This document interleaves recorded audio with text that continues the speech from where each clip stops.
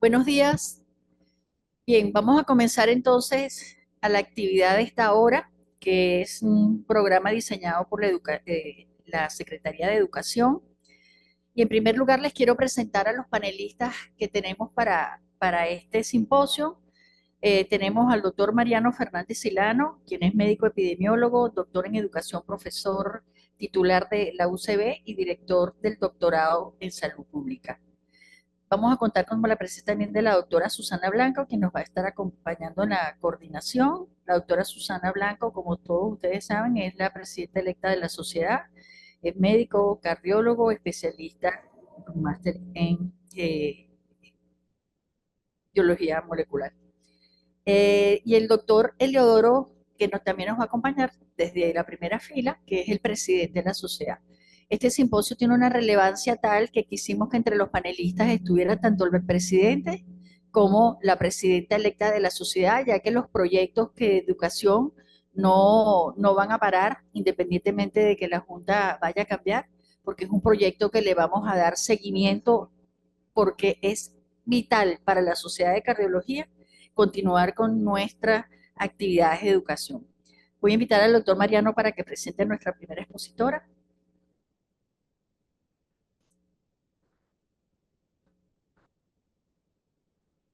Muy buenos días, muy agradecido por su asistencia y por mi invitación. Tengo el gusto de presentarles a la doctora Joanne Salas Rodríguez. Ella es médico cirujano de la Universidad Central de Venezuela, es especialista en medicina, en cirugía oncológica, profesora asistente de la Cátedra de Terapéutica Quirúrgica de la Escuela de Medicina Luis Racetti, y en este momento es nuestra flamante directora de currículum, quien lleva el gran trabajo de transformar nuestros currículum al modelo por competencia. Adelante.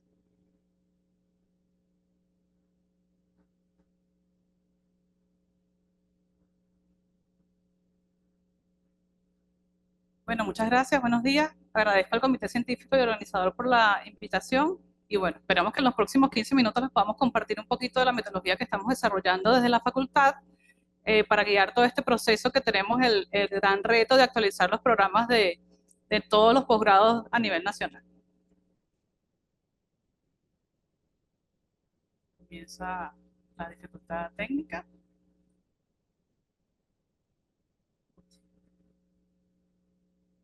Ok, declaro que no tengo conflictos de intereses y básicamente estos son los 4 puntos que vamos a hablar en los próximos 15 minutos. Entonces, lo primero sería por qué cambiar.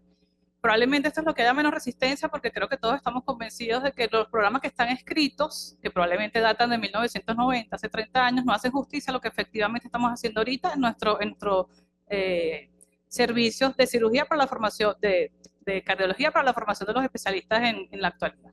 Entonces, un poquito para comparar el modelo tradicional en el que probablemente muchos de nosotros nos formamos, donde lo relevante era el conocimiento. El profesor es el que sabe y cuanto más yo me acuerdo exactamente de las palabras del profesor, mejor estoy calificado.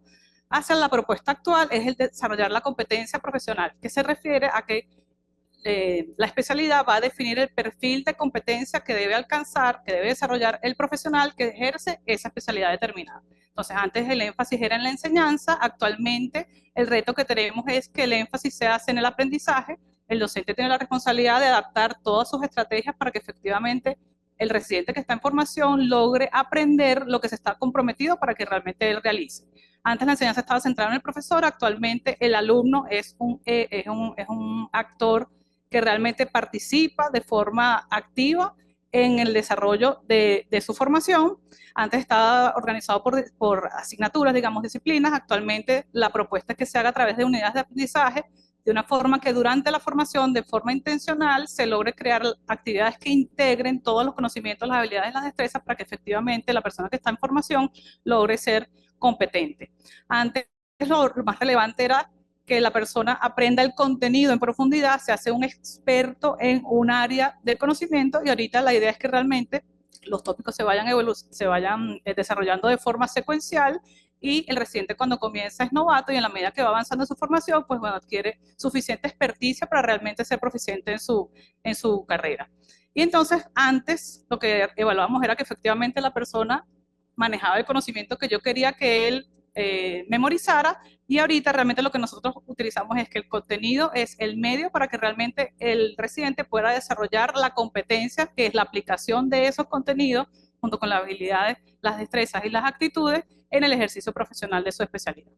Entonces, un poquito atendiendo a la necesidad del siglo XXI, en nuestro país tenemos la particularidad que, bueno, la situación ha hecho difícil que a lo mejor los estudios médicos se actualicen y realmente lleguen al año 2024, que es el que estamos ahorita, pero a nivel mundial se considera que el reto es considerar los 4 ejes que debe asumir la educación del profesional de la salud en el siglo XXI. Entonces, lo primero es el eje educativo.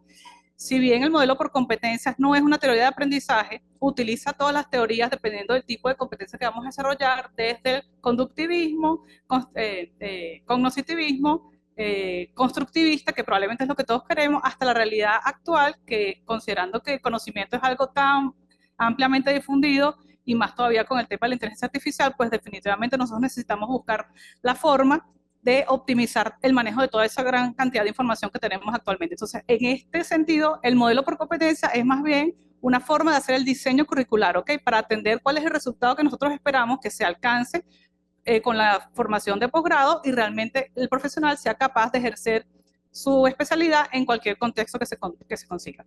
El eje ético, que probablemente antes lo hacíamos más bien por el modelaje o el currículo oculto, ahorita la idea es que consideremos el humanismo y el profesionalismo médico como algo relevante, que tenemos que proponer actividades que el residente realmente desarrolle esa competencia y las declaremos como tal. El eje social, pues obviamente la idea es que el profesional dé respuesta a lo que necesita la sociedad de él, ¿ok? Entonces, que su formación sea pertinente a lo que requiere la sociedad. Y los fenómenos emergentes, la sociedad del conocimiento y la mundialización, incluso el advenimiento de la inteligencia artificial. Entonces, aquí vamos a hablar brevemente de lo que es el concepto de competencia. Si bien este concepto viene prestado del mundo laboral, luego de la posguerra, pues necesitábamos que las personas estuvieran formadas lo más rápidamente posible para ejercer la profesión de forma eficiente, y digamos que la educación lo tomó prestado. En nuestro medio consideramos que la competencia es la integración de las capacidades, que las dividimos en habilidades y destrezas, siendo las habilidades las intelectuales y las destrezas las manuales, junto con los conocimientos y las actitudes, y esa integración es lo que logra que el profesional realmente sea competente para ejercer su profesión. Entonces, la fusión de todas estas capacidades. Manejamos desde la Facultad de Medicina una definición que se desarrolló desde el año 2009, y la voy a leer. La competencia profesional se considera que es el constructo que representa la integración en un individuo de capacidades, habilidades y destrezas con valores que están representados por las actitudes y conocimientos específicos, de una manera que le permite desempeñar adecuadamente labores profesionales de acuerdo a los patrones de actuación vigentes para esa profesión en determinado momento. Fíjense que el concepto es amplio, porque la idea es que el estándar va a ir cambiando dependiendo de la evolución en el tiempo. Entonces, la idea es que dependiendo de lo que se requiere en ese momento, el profesional sea capaz de adaptarse y responder a lo que la sociedad requiere de él. Ya desde el 2014, la idea es que ese concepto de competencia se redacte de forma tal que sea algo medible. Se supone que es una acción que debe ser observable. Nosotros generamos un escenario que el estudiante desarrolle esa competencia. Entonces, la idea es que sea una capacidad observable que integre los componentes como conocimientos, habilidades, destrezas y actitudes, y la idea es que, como son observables, esas competencias son capaces de ser evaluadas y ser medidas para que realmente se pueda verificar que el residente, que la persona en formación, efectivamente desarrolló esa competencia que nosotros establecimos. Esta es brevemente la forma, y es un poquito a lo mejor lo que yo les vengo a mostrar aquí, que es la metodología que nosotros usamos en la facultad, y que nosotros, la propuesta es que la competencia la redactamos de esta forma, ¿no? Utilizando el verbo en tercera persona del presente, el objeto que se supone que es lo que la persona va a aprender y a desarrollar, la finalidad, que es el propósito de acción. Muchas veces la finalidad pudiera estar opcional en la redacción de la competencia, y el estándar de desempeño, que puede ser la guía actual, o también que se considere el ámbito de acción, el nivel de desempeño que se espera para el grado que se encuentre el residente, así como los contextos y las restricciones. Y aquí está un ejemplo. Entonces, evalúa los diferentes diseños de investigación clínica para seleccionar el más adecuado que permita responder la pregunta de investigación. Entonces, la idea es que las competencias no están aisladas. No es que a mí se me ocurre y voy pensando mágicamente qué es lo que el residente va a hacer y ahí le voy diciendo que lo vaya haciendo. No, la idea es que hay una lógica. Y toda esa lógica va en el contexto que viene dado inicialmente desde la misión y la visión de la especialidad, donde se supone que el comité de expertos, que probablemente son los que en su caso conforman la Sociedad Venezolana de Cardiología, declaren cuál debe ser la misión y la visión de la especialidad. ¿Ok? Eso es importante, es como el marco más grandote que va a definir dónde van el resto de las competencias. Posteriormente viene la definición del perfil de egresado de la carrera, y se supone que la idea ahí es que en un párrafo breve se describa, se delimite realmente lo más ampliamente posible, cuáles son las competencias generales que ese residente debe adquirir al finalizar su formación. El tercer paso sería la competencia, el perfil de competencias profesionales, que en eso sí vamos a ahondar un poquito más en las siguientes láminas, porque en ese punto es el que probablemente requiere mayor complejidad, porque aquí tú tienes que definir absolutamente todos los aspectos, divididos de una manera que yo les voy a explicar a continuación, todas las cosas que debe realmente desarrollar el residente, que después va a ejercer la profesión de la forma apropiada. Entonces, mientras mejor definido estén los componentes de la competencia, de ese perfil de competencia, pues entonces el resultado va a ser mejor. Y la idea de utilizar esto como marco de referencia es evitar los puntos ciegos. Si nosotros simplemente pensamos en, bueno, ¿qué es lo que hacía yo cuando me formé de residente, de cardiólogo? ¿Qué es lo que yo debería saber? Y no considero todos los dominios que debería tener un profesional en el año 2024, tengo la probabilidad de tener puntos ciegos, de no ver de todas las perspectivas que debería ejercer la profesión. Posteriormente, entonces, están las competencias desarrolladas en la asignatura, que usualmente a ese nivel se combinan varias competencias del perfil, asignaturas o las unidades de aprendizaje según cómo tú organices el programa de la carrera, y posteriormente sí viene el desarrollo de cada módulo y de cada tema, y esas últimas competencias ya a nivel del módulo y del tema sí van a ser tomadas directamente del perfil. Entonces, la idea es que hay una correspondencia entre lo que yo declaré inicialmente en el perfil con las actividades que nosotros vamos a hacer en cada uno de los temas. Entonces, aquí viene para explicarles un poquito la metodología que usamos desde hace años. La experiencia la tenemos desde pregrado, y al final les voy a mostrar algunos de los ejemplos que ya se ha diseñado el programa por competencia. Y entonces utilizamos estos 5 pasos, que se supone que para nosotros es una metodología amigable, porque es algo que es factible, ya lo hemos probado, como les he dicho, a otros niveles. Entonces, lo primero es que se definan las premisas y establecer los parámetros del programa. Yo sé que en este punto las premisas se refieren incluso a la prelación que tiene que tener la especialidad, cuántos años debería durar, ¿ok? Cómo vamos a organizar el programa. Y esto es una decisión de ustedes. Ustedes como miembros de la sociedad son quienes van a definir cuáles son las premisas que deben considerarse para hacer el rediseño del programa, ¿ok? Luego el siguiente paso es construir el perfil de la competencia profesional del egresado, que se van a hacer como panel de capacidades y valores, y ahorita vamos a explicar un poquito eso. El perfil no solamente se construye, sino que también se debería validar.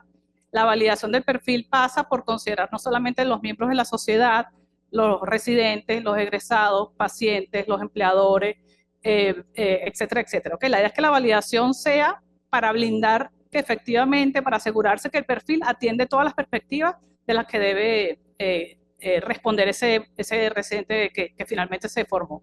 Establecer entonces los criterios para la organización del plan de estudio y designar las unidades de aprendizaje, construcción de esas unidades utilizando el modelo TEC, que ahorita lo voy a explicar, definir los criterios y los métodos de evaluación. Muchas veces la evaluación es un poco compleja porque las competencias, bueno, digamos, es una nueva forma que tenemos que aprender, ¿ok?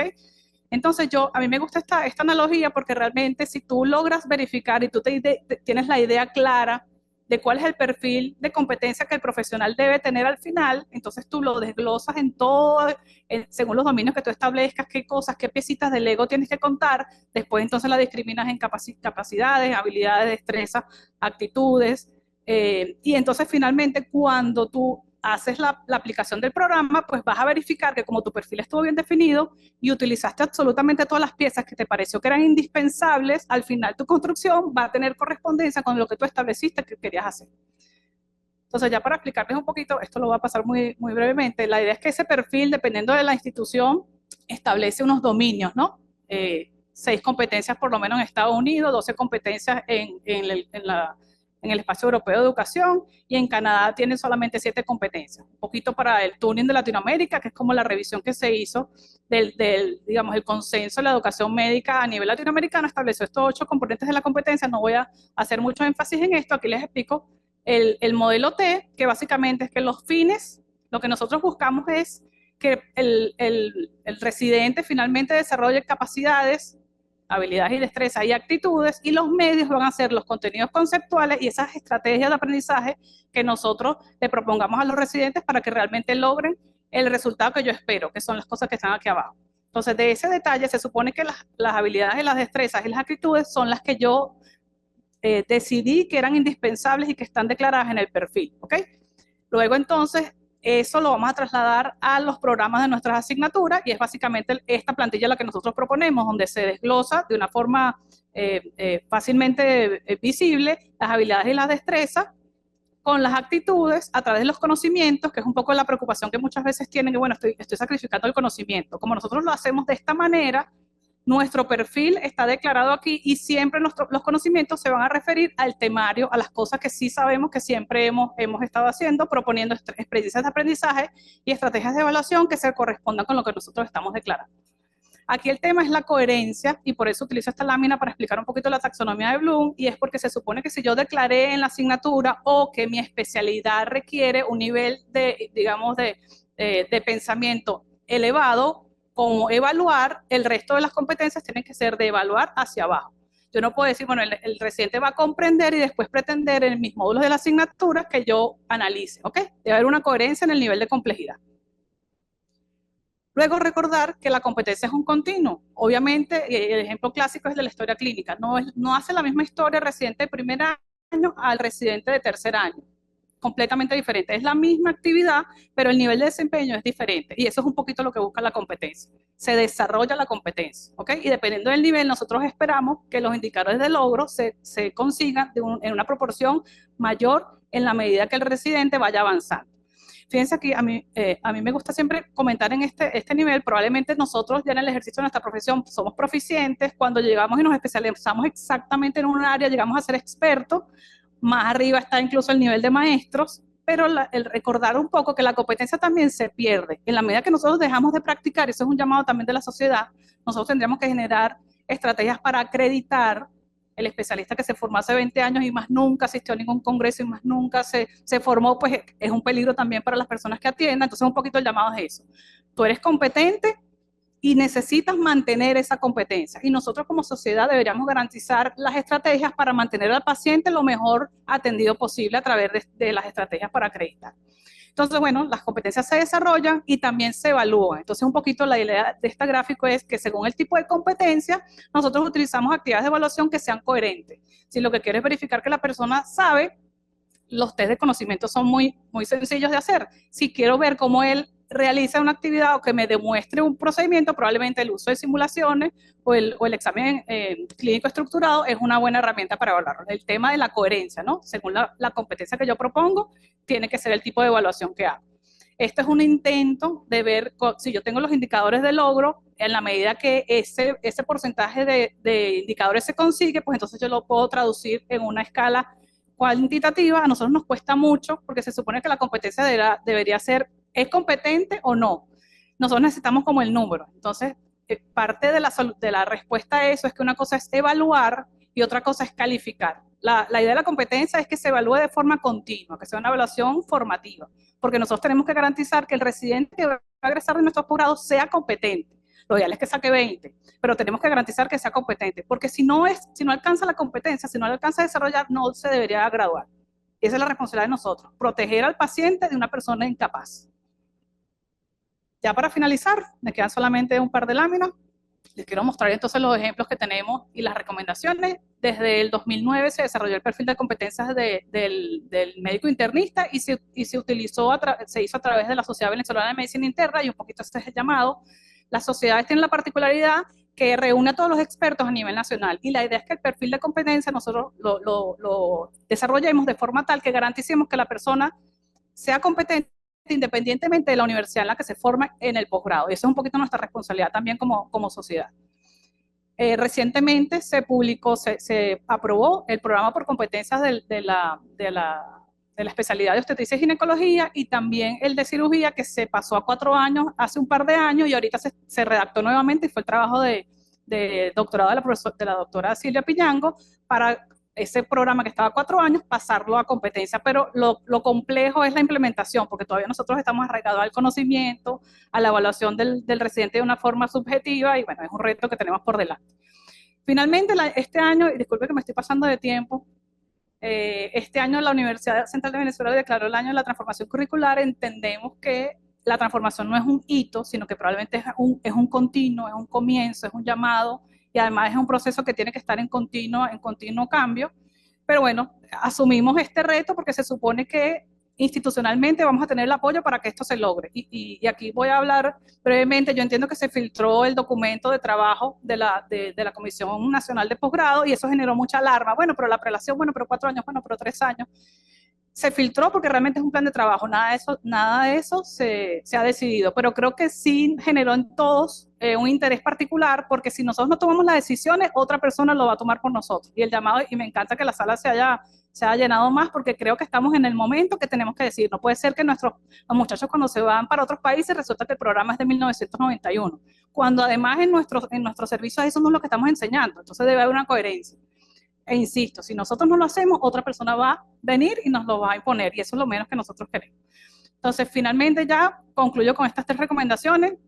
El llamado es que de este tipo de reuniones se identifiquen las personas que van a conformar los equipos de trabajo para diseñar ese perfil de competencia profesional del especialista. Es un paso indispensable en la formación docente.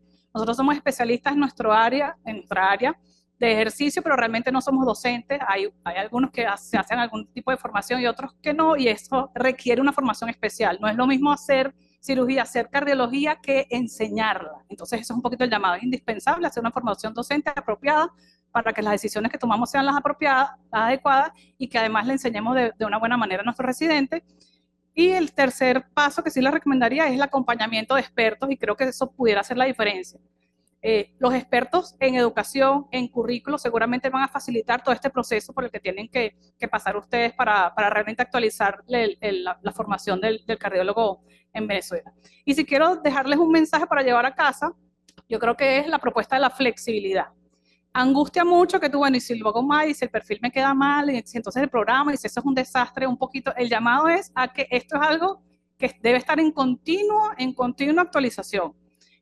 Y la flexibilidad se refiere a que, bueno, vamos a hacer la formación docente, proponemos un diseño del perfil que además pase por la validación de todos los actores que intervengan, se hace la implementación, se evalúa cómo nos fue en ese programa, y finalmente se hacen los ajustes, porque siempre podemos mejorarlo. Flexibilidad. Eso no va a estar escrito en piedra. Si ya aprendemos la metodología y la aplicamos, pues entonces después vamos a poder mejorar y siempre mejorar, y atender entonces lo que la sociedad nos requiere. Muchas gracias.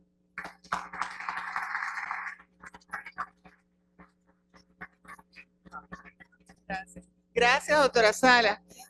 Vamos a tener después una discusión muy buena sobre esta parte de los diseños curriculares del cardiólogo, pero solamente decirles que el hecho de que la doctora esté aquí significa el papel central que va a tener la Sociedad Venezolana de Cardiología en el diseño del programa por competencias de un cardiólogo. Y eso es un gran logro. Aquí tenemos representantes de la Universidad Central, y lo vamos a hacer con el concurso de nuestra sociedad científica. Y eso va a ser algo increíblemente importante para la sociedad, para la Universidad Central, para el país y para todos nuestros cardiólogos.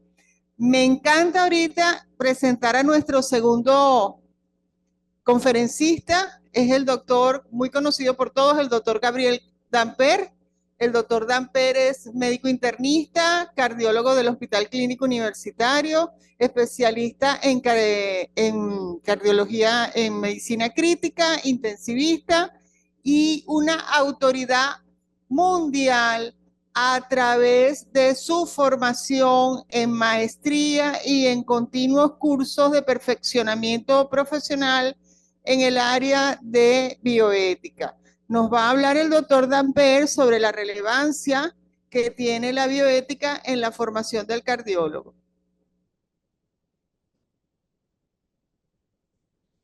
Bueno, buenas noches. Ante todo, quiero agradecer a la Sociedad Venezolana de Cardiología por su amable invitación a participar en este congreso.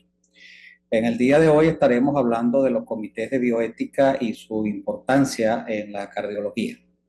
Quiero comenzar con esta frase de Georges Clemenceau, quien era médico, político, fue primer ministro de Francia durante la Primera Guerra Mundial, quien decía: la guerra es un asunto demasiado serio para dejarla en manos de los militares. Bueno, en la actualidad habría que decir que la medicina y la investigación clínica son asuntos también muy importantes para dejarlo en manos de los médicos y de los científicos. Con esto, en ningún caso quiero menospreciar el trabajo, el extraordinario trabajo que realizan los médicos y los científicos, pero sí quiero resaltar que el desarrollo científico y tecnológico ha llegado a unos niveles de complejidad que en el día de hoy exigen la participación de otras profesiones y de otros oficios para poder tomar las decisiones más adecuadas. El médico durante la mayor parte de la historia contó con muy pocos recursos, no contaba con posibilidades de tratar a los enfermos y simplemente cuando ya no podía hacer más nada se retiraba. En un tiempo relativamente corto, en tan solo 6 a 7 décadas, esta situación de un médico que cargaba todos sus conocimientos y posibilidades dentro de eso de maletín cambió hacia la disponibilidad de una inmensa cantidad de recursos tecnológicos para diagnóstico y tratamiento de enfermedades que antes no podíamos ni pensar que íbamos a poder mejorar y mucho menos curar. El campo de la cardiología ha sido sin duda uno de los campos más beneficiados con el desarrollo de toda esta tecnología. Y esta tecnología, después de un largo periodo de avances que fueron ondulantes a lo largo de la historia, súbitamente comenzó una escalada creciente, exponencial, nunca vista antes en la historia de la humanidad. Y este cambio tan radical cambió la historia, cambió nuestra forma de ver y de interpretar la vida y también cambió la medicina. Ya la medicina no es la misma que fue durante toda la historia. Comenzamos entonces, en base a esta nueva situación, a esta nueva realidad, a preguntarnos si estábamos utilizando los avances de la tecnología de una manera correcta, si estábamos logrando realmente el mayor bien para el enfermo, o si por el contrario estábamos causando daño, si estábamos respetando su dignidad, su voluntad, sus derechos, y si estábamos manteniendo una adecuada relación de costos-beneficios que permitiera una medicina justa y equitativa. En otras palabras, si estábamos cumpliendo con los principios de la bioética, de hacer el bien, de no hacer daño, de respetar la autonomía y la voluntad de los enfermos y de establecer una condición de justicia y equidad en el ejercicio médico. O si por el contrario, estábamos utilizando esa tecnología para insistir en situaciones clínicas en las cuales ya el paciente no es recuperable, los que se conoce hoy como obstinación terapéutica o distanasia, o estábamos usando esa tecnología para respetar la voluntad de los enfermos o para incumplir con principios de justicia y equidad. Surgieron entonces a raíz de todos estos avances una inmensa cantidad de interrogantes. ¿Cómo utilizar correctamente estos avances de la tecnología? ¿A quién debemos tratar? ¿A quién no debemos tratar? ¿Qué y cuándo informar? ¿Por cuánto tiempo utilizar la tecnología en un paciente que no está recuperándose adecuadamente? ¿Cuándo retirar esta tecnología? ¿Qué criterios utilizar? ¿Cuándo no reanimar al enfermo? ¿Cuándo reanimarlo? ¿Cómo gestionar los costos? Son preguntas que todos los días enfrentamos en la práctica de la clínica diaria y específicamente en estas áreas de alta tecnología como la cardiología, los cuidados intensivos, la medicina interna, donde el médico debe preguntarse, el médico cardiólogo, si debe o no hacerle un cateterismo paciente, si debe o no reemplazar una válvula, si esto va a ser realmente beneficioso para el enfermo, si esto coincide con los deseos del enfermo de vivir más en condiciones que a lo mejor no son las condiciones que ese paciente quiere vivir. Surgieron preguntas incluso más complejas de si existe un derecho a morir, si existe el derecho a que la persona pueda decidir cuándo y cómo quiere morir, preguntas de si el paciente debe decidir estas interrogantes, o cómo atender y resolver los problemas asociados a la eutanasia, al suicidio asistido, a la limitación de medidas terapéuticas, etcétera, etcétera. Son un conjunto de situaciones, de interrogantes que nos hacemos todos los días y que, si bien tienen un componente clínico importante, tienen definitivamente una responsabilidad moral, una responsabilidad ética, puesto que toda la ciencia y la tecnología que contamos hoy nos ha dado definitivamente el poder de controlar la vida y de controlar la muerte. Pero que tenemos que estar claros que esto tiene una dimensión moral. Hay cosas que se pueden y no se deben, hay cosas que se deben y no se pueden. O sea, no todo lo que es técnicamente factible es éticamente aceptable. De forma tal de que la medicina, que siempre funcionó y sigue funcionando en base al juicio clínico del médico para la toma de las decisiones, en la realidad actual, todos los avances que contamos hoy han traspasado los límites de ese juicio clínico. Y quiero resaltar que el juicio clínico sigue siendo importante, muy importante, como base para la toma de las decisiones. Pero en muchas situaciones se presenta la necesidad de incluir un análisis social, un análisis multidisciplinario, un análisis que tome en cuenta la voluntad de los enfermos, las necesidades reales de la sociedad ante la utilización de toda esta tecnología. Esto llevó al nacimiento de los llamados comités de bioética. Existen diferentes tipos de comités de bioética según la clasificación de la UNESCO, pero nos vamos a referir solamente a 3 de ellos: los comités institucionales de ética y bioética para la investigación clínica, el comité institucional de bioética, también llamado como comité asistencial de ética o de bioética, y las comisiones nacionales, de las cuales simplemente me voy a referir diciendo que son comisiones que son a nivel gubernamental o supragubernamental para decidir las conductas y las políticas que deben regir las decisiones éticas en el campo de la medicina. Los comités asistenciales o institucionales de bioética surgieron a partir del primer centro de diálisis renal, cuando se diseñó el sistema para poder realizar diálisis crónica. Se encontraron con el grave problema de que había más pacientes que requerían de estas diálisis que el número de equipos que tenían para tratarla. Por lo tanto, las decisiones de a quién se dializaba las tomaban los médicos desde el punto de vista clínico, pero la decisión real de quién se iba o no a dializar la tomaba un comité que fue designado para ese efecto, y ese comité estaba integrado por médicos, pero también por personas no médicos, psicólogos, enfermeras, amas de casa, etcétera. Y fue entonces un comité que estableció criterios sociales de jerarquización para el uso de estos nuevos equipos. Estos comités son grupos interdisciplinarios o multidisciplinarios que se ocupan de consultas, consejos, asesoramiento y docencia ante los dilemas éticos que surgen de la práctica clínica diaria hospitalaria. Son comités, repito, y es muy, muy importante, multidisciplinarios. No están formados solamente por médicos. Y hay que establecer una diferencia muy importante. Las llamadas comisiones de ética están formados por médicos y son para la atención de los problemas deontológicos, de los problemas disciplinarios, que es diferente a la función de este comité asistencial.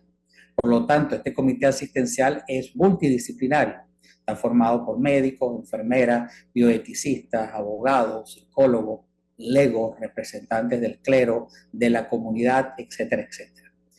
Pero su función es netamente asesora, es decir, sus decisiones no son en ningún caso vinculantes. ¿Qué funciones cumplen?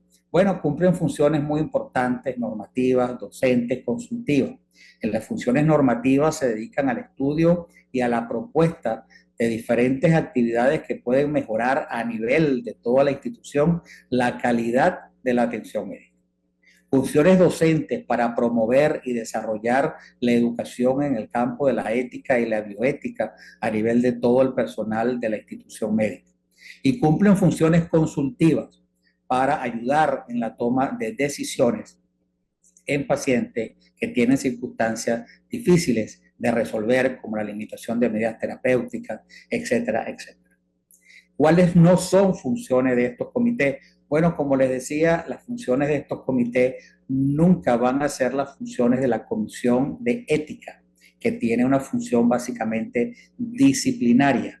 Por lo tanto, estos comités no tienen nada que ver con decisiones o problemas de carácter jurídico, de realizar juicios sobre la ética profesional, o subrogarse o reemplazar la responsabilidad de quien ha pedido el asesoramiento, o de tomar decisiones de carácter vinculante o de sustituir a los comités de ética de la investigación clínica. Son dos instancias diferentes. En el caso de la investigación clínica, también ha tenido un inmenso desarrollo. A través de toda la historia, la investigación clínica solamente se podía hacer en animales y en cadáveres. Posteriormente, a finales del siglo XIX, principios del siglo XX, se autoriza la investigación en seres humanos y comienzan a ocurrir una inmensa cantidad de problemas graves, como los que vimos durante los experimentos realizados en los campos de concentración nazis, donde las personas eran sometidas a trepanaciones, congelaciones, etcétera, etcétera. Todo esto en nombre de la investigación. Surgieron estudios como el de Tuskegee, en la que una población afroamericana se seleccionó para estudiar la evolución clínica natural de la sífilis. Pero cuando apareció la penicilina, no se le dio a estos enfermos para no interrumpir. O el estudio de Willbrook, donde niños fueron inoculados con virus de hepatitis para producir la vacuna, una vacuna sobre la hepatitis, o estudios con radiaciones para ver los efectos de la bomba atómica, o inoculación con células cancerígenas para ver si se podía transmitir. Esto llevó a la necesidad del surgimiento de normativas.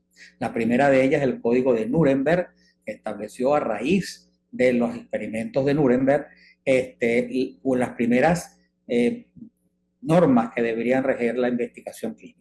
Posteriormente surgió la Declaración de Helsinki, y en vista de que esto no logra controlar la situación, sino que continuaron produciéndose, bueno, fue necesario exigir por parte ya del Estado normativas para establecer el consentimiento informado y la revisión externa de los ensayos clínicos.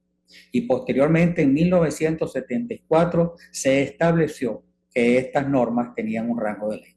Posteriormente han surgido otra cantidad de normas, como ustedes pueden ver aquí, que rigen hoy la investigación clínica. Y estos comités se dedican entonces a revisar y aprobar los protocolos de investigación, a garantizar la calidad del estudio, a proteger los derechos y la seguridad de los sujetos sometidos a la investigación de acuerdo a lo establecido en la normativa. Cumplen una inmensa cantidad de funciones que no da tiempo ahorita de analizar.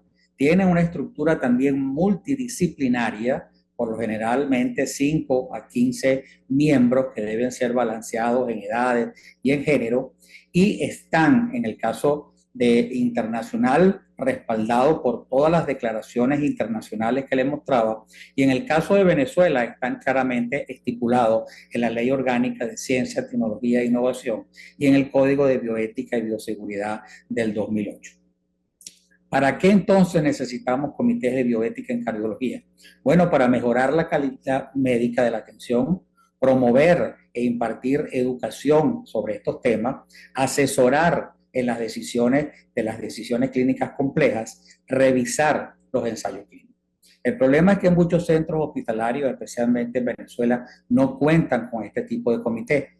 U otras veces estos comités son respaldados o reemplazados por comisiones ad hoc o están constituidos de una forma inadecuada sin cumplir con las regulaciones. Por lo tanto, creo que no hay duda de la importancia que tienen estos comités, de la necesidad de implementar estos comités en todos nuestros centros hospitalarios. Y la gran pregunta que les dejo: ¿te gustaría recibir un tratamiento del que se desconoce su eficacia y su seguridad? Cada vez que hagamos un protocolo de investigación, tenemos que saber que estamos utilizando drogas, probando la eficacia y la seguridad de esas drogas en personas que no saben que puede tener determinados efectos que pueden ser tóxicos, nocivos y hasta mortales. Por lo tanto, para concretar, les quiero dejar que la realización de un ensayo clínico no aprobado por un comité institucional de bioética es inmoral y violatoria de los derechos y la dignidad de los sujetos sometidos a investigación. Muchas gracias.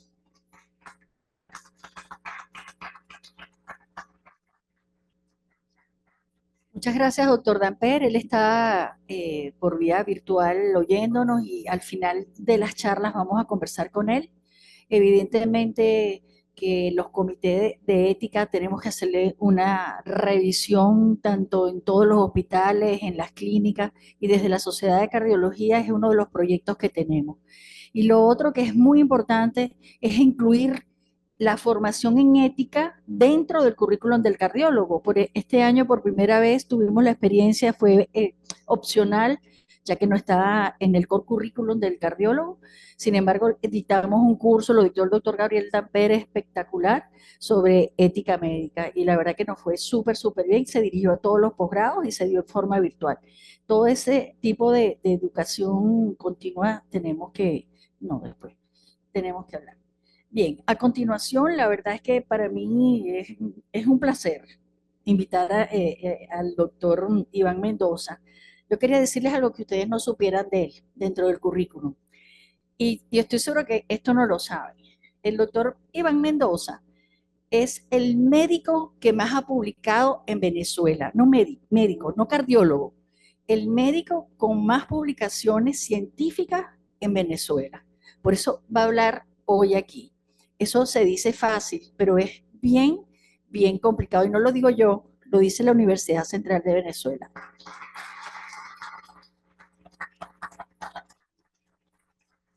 ¿Qué problema? Bueno, buenos días, estimados colegas. Es bien grato para mí participar en este simposio con un tema que inicialmente nos lo propuso el doctor Bartolomé Finisola para un evento y después nos lo pidió la doctora Josefina Feijó, Susana Blanco y nuestro presidente, el doctor Eleodoro Rodríguez. De la clínica a la investigación y de la investigación a la publicación. Un camino posible, lo que voy a presentar es la vivencia personal.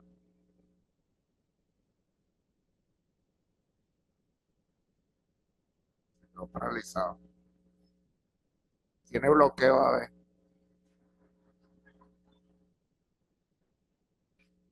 Eso pasa cuando...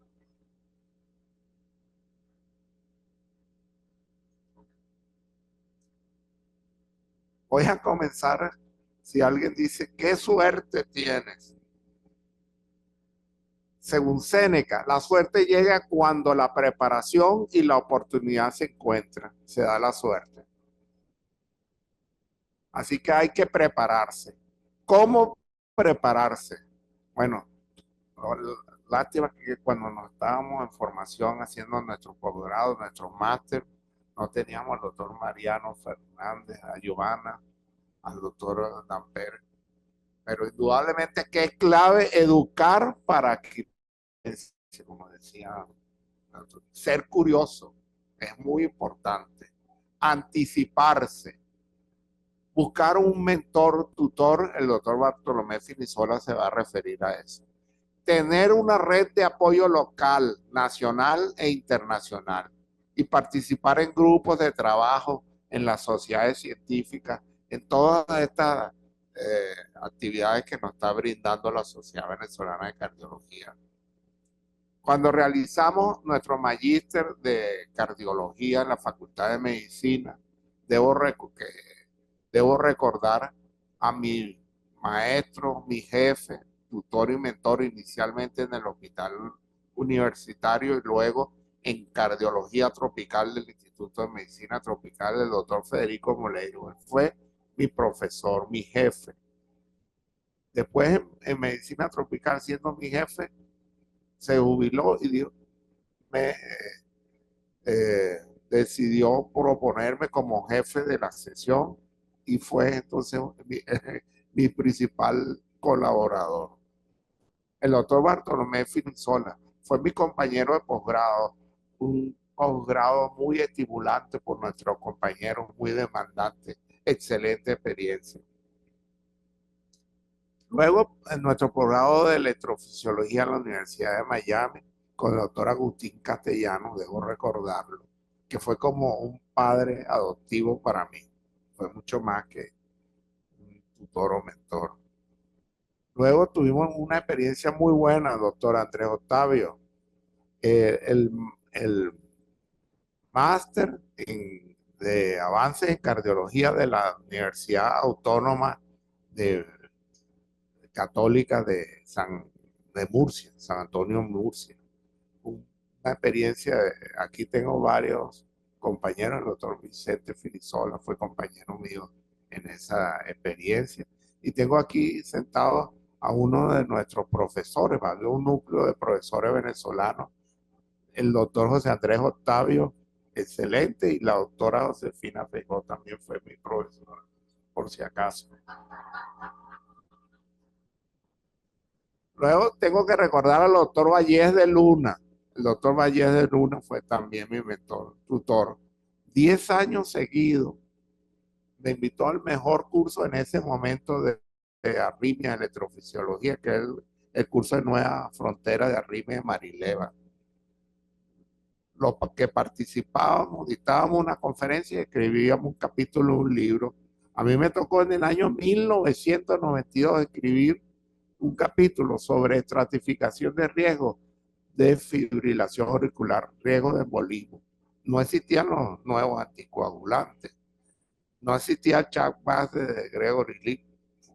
Y hicimos algo parecido a lo que hizo Gregory Lee. Luego nuestra experiencia en medicina tropical de la mano del doctor Moleiro, que fue recogida en el primer libro sobre esta materia, Cardiotropical, editado junto con la Sociedad Española de Cardiología, con el doctor Miguel Ángel García Fernández, nuestro querido compañero Juan Márquez, el Rogelio López. Más recientemente, en este tema, el libro Next Hard Book, que es el libro que en el año 2021 fue considerado el mejor libro del año en inglés en medicina y cardiología, editado por el doctor Adrián Barachuk, Clara Sarriaga. Fuimos colaboradores y coautores de 8 capítulos de este libro. Y recientemente publicaciones en ese tema. Este artículo que apareció en el año pasado, Infecciones y Corazón, que mereció un editorial del doctor Valentín Fuste, que lo llamó Los huérfanos olvidados, este tema, este tipo de enfermedades. Las enfermedades tropicales desatendidas. Entonces, estamos pasando ahora de la clínica a la investigación y de la investigación a la publicación. La importancia de cómo preparar un manuscrito, el apego a las normas de publicación, constancia, perfeccionamiento, corrección, establecer líneas de investigación, el que mucho abarca, poco aprieta. Estas fueron las líneas de investigación, son mis líneas de investigación. Arritmias y trastornos de conducción, cardiología tropical, COVID-19, insuficiencia cardíaca y los factores psicosociales, la rabia y el perdón. En este momento van más de 500 publicaciones, en inglés más de 120, en español en este momento 471, esto hace un año, 351. Esta fue mi primera publicación en inglés en una revista de peer review. Yo era residente de cardiología y esa semana el doctor Federico Moleiro nos dictó un curso sobre los hemibloqueos, las características electrocardiográficas. Había revisado el tema y mi primer paciente tenía un bloqueo de la subdivisión anterior 2-1 en presencia de infarto inferior. Más nunca he visto un paciente con esa característica, pero tuve el conocimiento y le llevé los electros. Mire lo que conseguí al doctor Molero, y ese es el origen de esa publicación. Si no hubiera tenido ese conocimiento, no sale este artículo. Más nunca vi un caso, esperando que en el futuro podría haber un caso. Así pudimos ver las características electrocardiográficas cuando el infarto está solo o cuando se combina con el bloqueo. Igualmente, medicina tropical, este artículo que fue clave, el roadmap de la enfermedad de Chagas, que participó, por cierto, el doctor Daniel Piñero como coautor del World Heart Federation y la Sociedad Interamericana de Cardiología. Fuimos también los primeros que describimos la miocarditis por Zika. Aquí está Vicente Finisola, uno de los coautores. Estábamos preparados porque habíamos visto la epidemia de chikungunya y cuando apareció el Zika, 50 pacientes seguidos con Zika buscando el electrocardiograma, la doctora Francesca Misticho, que es mi mano derecha en cardiología tropical, veíamos los pacientes y los primeros 50 ninguna alteración. Por fin, el 51 tenía alteración electrocardiográfica y después fue una avalancha porque nos referían los casos. Cuando publicamos esto, los brasileños tenían años y millones de pacientes con Zika y no habían descrito nada que afectaba el corazón. Publicamos esto de miocarditis, insuficiencia cardíaca y arritmias en pacientes con Zika. Fue seleccionado como de los 5 mejores trabajos del Congreso de la American College of Cardiology y lo seleccionaron para difusión. En un día tuvo 100 publicaciones en los medios internacionales. Por ejemplo, esto fue uno. Los adultos tienen peligro de afectarse el corazón, basado en nuestro estudio, cuando le da Zika. Hicimos un reporte que se presentó en la Sociedad Europea de Cardiología, fue seleccionado como el mejor astra de casos clínicos. El primer reporte de insuficiencia cardíaca debido a Zika. También está la doctora Mistico y Vicente Finisola Mendoza Brito, que se fue ayer de coautores. Es muy importante y es clave participar con las sociedades científicas, grupos de trabajo como estás ofreciéndonos la Sociedad de Cardiología. El grupo de trabajo con quien uno trabaja es muy importante en este camino. 3 trabajos con el American College of Cardiology que nos ayudaron mucho. El efecto aniversario también fue seleccionado como de los 5 mejores astros del Congreso del American College of Cardiology. Estaba presente el doctor Bartolomé Finisola en ese congreso. Y el efecto aniversario, que es el aniversario de la muerte del padre o la madre, es un día que es de alto riesgo para un individuo especialmente sensible. Se muere súbitamente el mismo día que murió su papá o su mamá. Es una serie de casos que no es una casualidad. Tenían 365 días para morirse y se murieron ese día.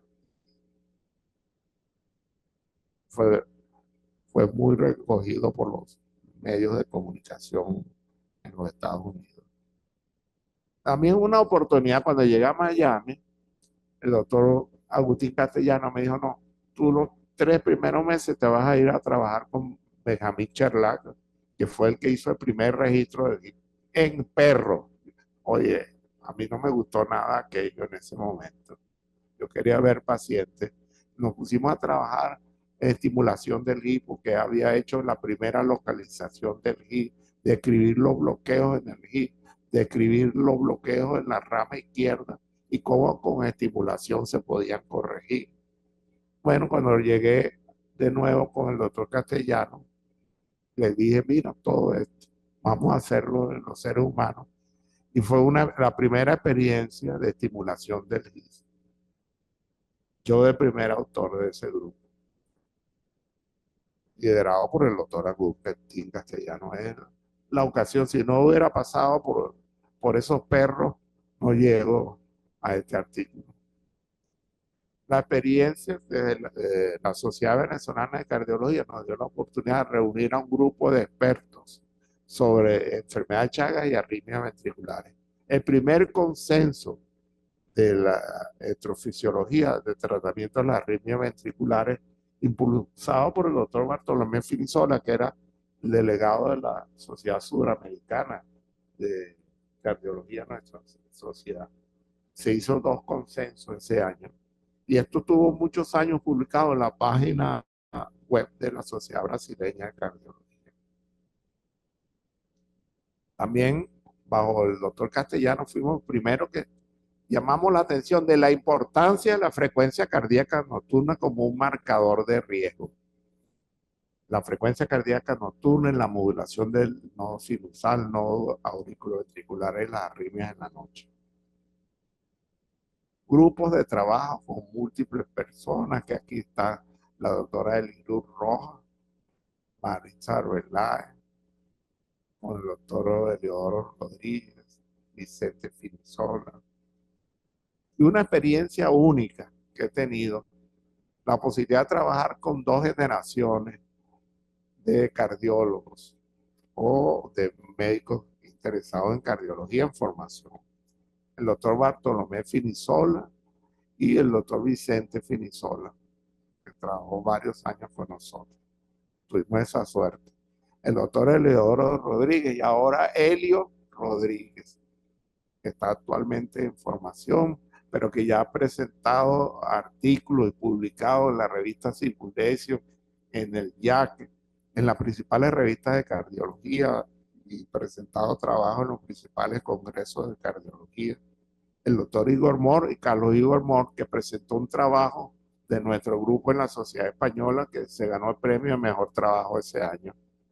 El doctor Alfonso González, que es fundador de Fundacardín, su hija Karina González y de su nieto, el bachiller en ciencia Enrique Alvirez, que se ganó un premio el año pasado, mejor trabajo en la American College of Cardiology.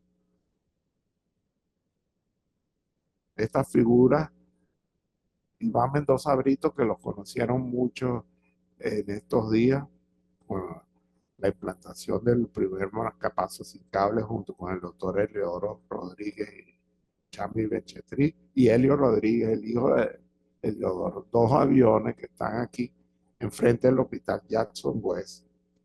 Aquí están en uno de estos trabajos el doctor Vicente Finisola, Iván Mendoza Brito, sirviéndome de tremendo respaldo. La doctora Karina González presentando un trabajo que fue premiado en Harvard, fibrilación auricular como complicación de los arbovirus, y el doctor Igor Moore presentando junto con su hijo chikungunya. Hice una rápida revisión de esta experiencia especial que he tenido en estos años. Indudablemente que es clave prepararse primero, oír a expertos y juntarse con expertos como los que he mencionado y seguir estudiando. Estamos en formación. Muchas gracias.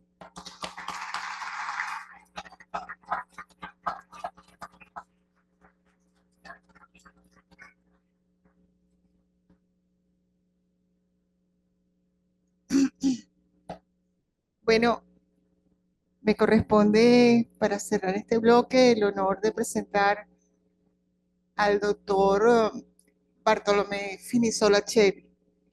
El doctor Bartolomé es cardiólogo egresado del Hospital Clínico Universitario. Tiene posgrado en epidemiología realizado en Framingham, en Estados Unidos, muy cerca de Boston, y lo hizo coincidencialmente también con el doctor Damper, una experiencia única. Es el jefe de Ascardio y es el mentor de muchos cardiólogos en el país. Y bueno, yo nunca pensé cuando empecé cardiología, cuando era coordinador de posgrado, cuando lo conocí y cuando mis mejores momentos se asocian siempre al doctor Bartolomé Finisola, pues tener el honor en algún momento de presentarlo. Hablando del mentor, mis mejores momentos como cardiólogo fueron al su lado y muchas de mis actuaciones serán siempre reflejo de lo que él me enseñó. Gracias, muchas gracias siempre. Lo tengo siempre conmigo.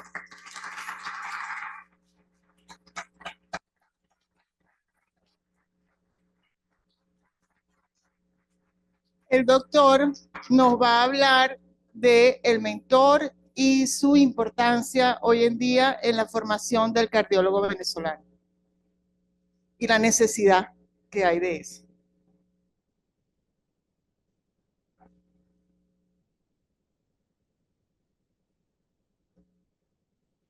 Muy buenas tardes. Muchas gracias y a su vez felicitaciones a la Sociedad Venezolana de Cardiología por haber organizado este excelente congreso en el 70º aniversario de nuestra sociedad y por haber incluido este tipo de temas en el programa.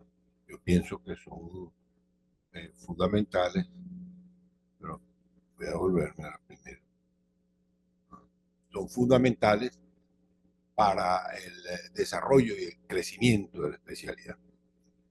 Como les decía el doctor Iván Mendoza, yo les pedí a un grupo de profesionales que habían sido exitosos en el camino de la publicación, pero precedido de la clínica de la investigación. De tal manera que le solicité que desarrollaran este tema. Son los doctores Bartolomé Celli, Igor Palacios e Iván Mendoza, que tienen una serie de características en común. Pero la primera es que han hecho. Yo me quito el sombrero con la gente que ha hecho.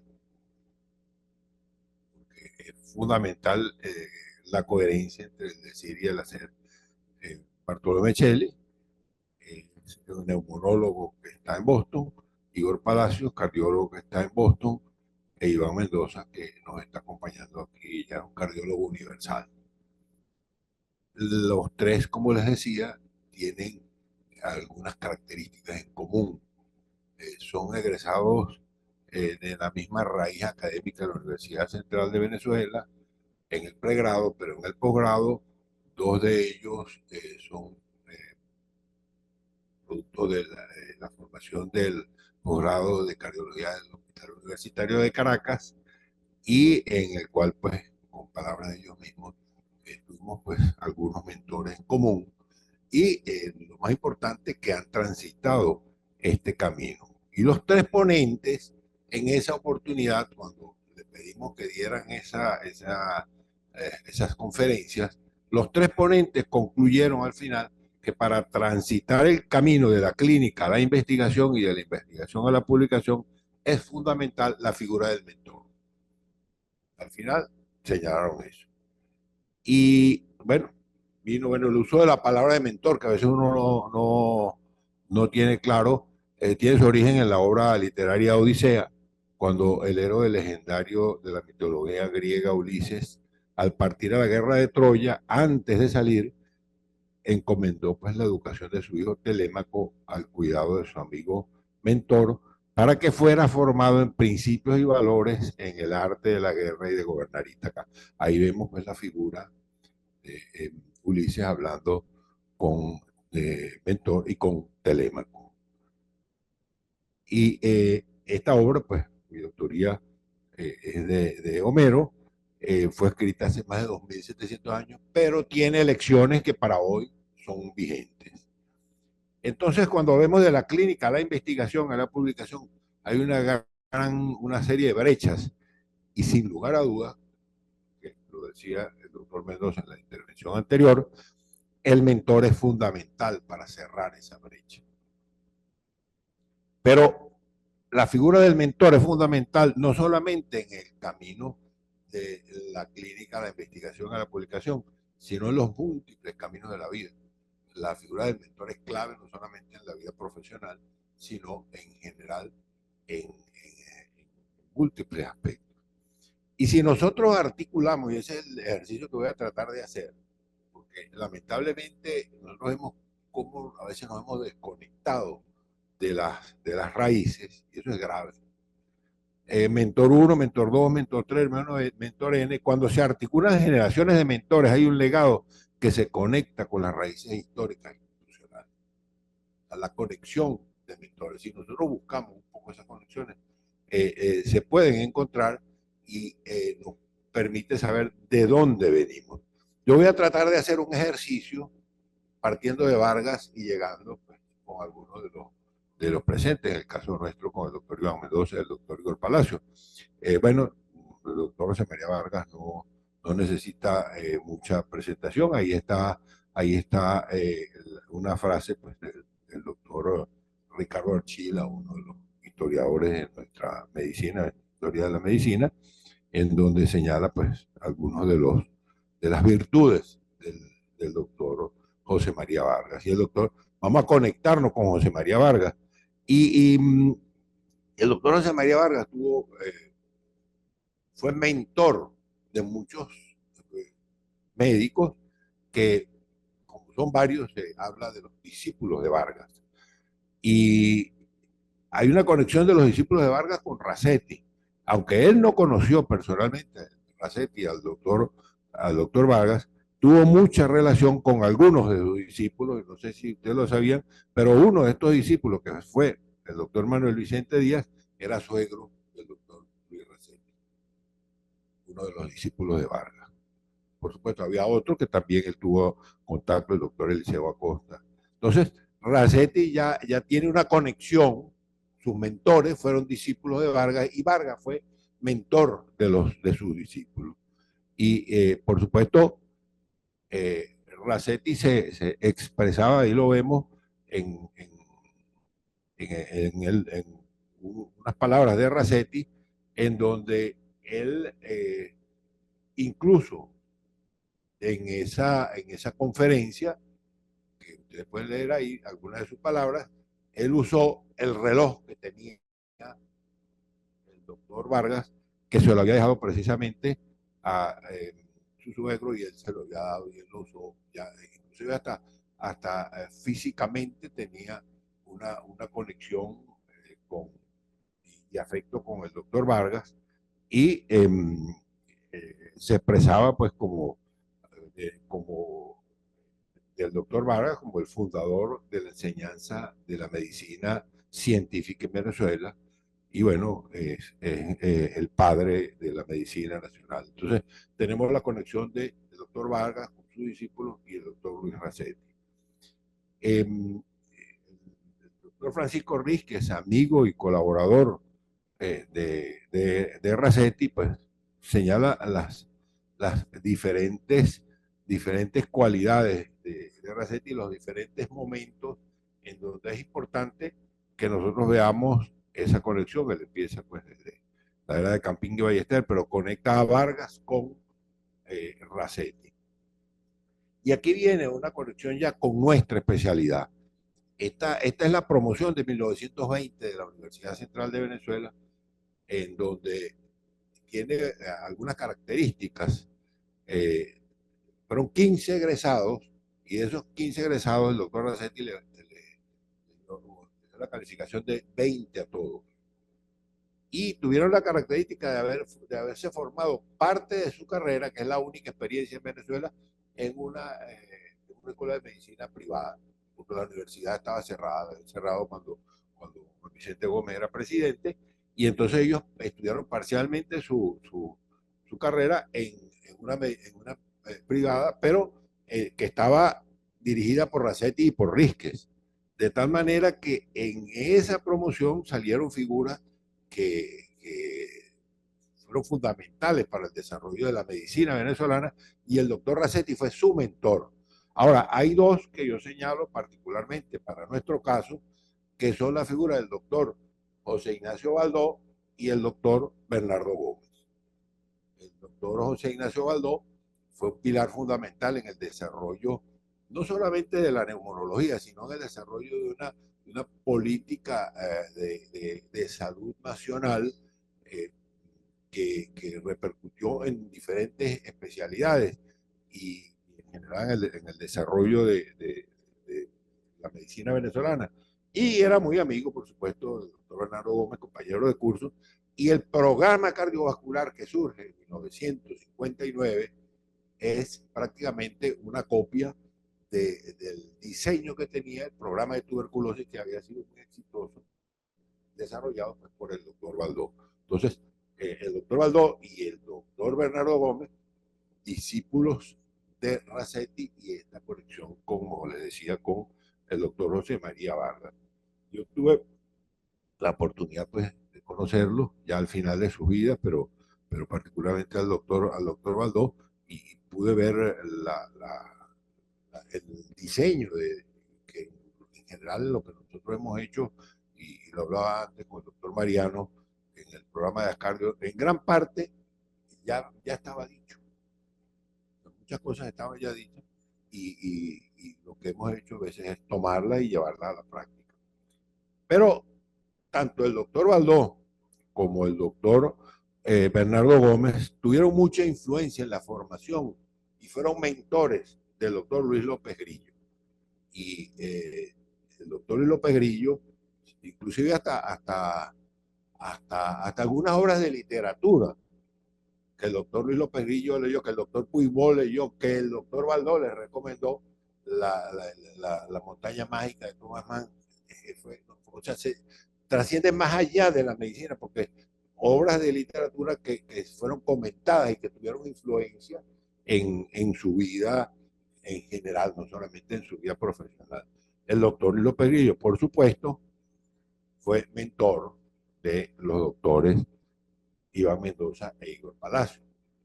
Y esta cadena de mentores, pues por supuesto ha seguido, como decía, todas las personas de cual ha sido mentor, caso de Iván que nos comentaba en la exposición anterior. José Ignacio Baldó hizo una definición de mentor muy interesante, con la palabra maestro, que en el fondo un mentor, cuando se incorporó a la Academia Nacional de Medicina como individuo de número, y vemos que él señala, dice, maestro es quien logra moldearnos, el que sabe pasarnos un poco de su yo, y aquel a quien nos vamos a sentir siempre ligados por una influencia espiritual que ha de ser mutua. El mentor trasciende en tiempo y espacio. El mentor va más allá del contacto físico, que puede haber sido a veces inclusive relativamente corto, pero dejó un impacto. Es interesante señalar que aquí el inglés nos ganó a nosotros, porque ellos tienen tres palabras, que es mentor, mentoring y mentee. Nosotros tenemos el mentor, sí, o maestro, pero la palabra mentoría no está aceptada por el diccionario Real Academia. Utiliza como similar tutoría, pero mi opinión es que el tutor es más puntual, ¿no? Como el mentor. El mentor es una conexión mayor, y por supuesto mentee, discípulo, ¿no?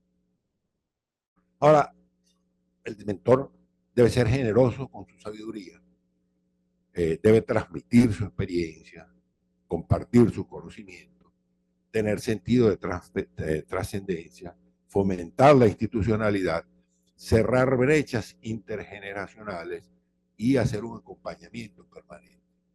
En el caso concreto del doctor Luis López Grillo, que fue uno de mis mentores, desde el primer año de la residencia de cardiología, el programa de cardiología, tuve una conexión muy especial con él, y él nos acompañó hasta el día de su muerte en todo el proyecto que nosotros hemos desarrollado en Ascardio. Y periódicamente fue una conexión que trascendió, como le digo, en el tiempo, bueno, y todavía estoy hablando de él, o sea, y él ya no está. Ahora hay algunos mensajes que quiero señalar. Mensaje final para las instituciones, para las universidades, para las sociedades científicas, las organizaciones gubernamentales, las no gubernamentales. Es necesario que se promuevan programas donde se discutan temas de liderazgo, de historia, de gerencia, de ética, de mentoría, vamos usando la palabra que aceptada. Eso es fundamental, que se incluya en la formación de los diferentes niveles. Un mensaje final para los líderes, mentores y maestros, que es que las personas con mayor experiencia, y siempre hay uno que tiene más experiencia que otro, más conocimientos, experiencia, sabiduría, deben asumir su condición de mentor con los más jóvenes. Y eso necesita que le den tiempo a los más jóvenes y que vaya un poquito más allá de la parte netamente académica. Y por supuesto, a los jóvenes, lo que le decía Iván, que están iniciando su carrera, deben seleccionar uno o varios mentores que les sirvan de guía. Que si las organizaciones promueven las actividades, si los mentores le dedican su tiempo y si los discípulos pues, buscan y escogen su mentor, pues yo creo que estas cadenas de mentores nos van a permitir mantenernos con las raíces no solamente de nuestra historia nacional, sino de toda la humanidad. Este es un lienzo. Sara Sequero, una estudiante de psicología que pinta muy bien, y yo le pedí una de esas ideas a veces que uno tiene interesante, pero ¿qué hacer ante esta situación? Y si ven en la mitad de 2/3 del cuadro, lo que tratamos de representar es la fábula del colibrí. La fábula del colibrí, en donde el colibrí va volando hacia el incendio y los otros animales le preguntan qué va a hacer en el incendio. Y él dice, bueno, yo voy a contribuir a apagar el incendio con el agua que llevo en el pico de la sala. ¿Y tú crees que vas a apagar el incendio? Bueno, yo estoy haciendo lo que me corresponde. Yo creo que en estas cosas uno tiene que hacer lo que le corresponde, y lo que le corresponde es precisamente en el nivel donde esté, pues contribuir en algo. Yo después de la conferencia del doctor Piñeiro, que me pareció muy interesante que en un congreso de cardiología se hable de polución. Yo le dije, mire, nosotros en la parte posterior de Ascardio tenemos un bosque que lo hemos protegido. ¿Eso va a salvar la tierra? No creo, pero lo que nos corresponde es decir, un poquitico de agua, los metros cuadrados que están ahí.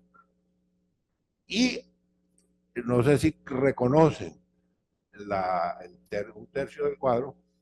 Esa es una réplica del mural del vitral que está en la biblioteca central, adelante de Fernand Leger, de la biblioteca de la Universidad Central, y que precisamente le han dado diferentes explicaciones y desde el punto de vista simbólico, pero en el fondo es, como decía el Orfeón de la Universidad Central, es la casa que vence las sombras, vencer las sombras de la ignorancia, vencer la sombra de la inmediatez.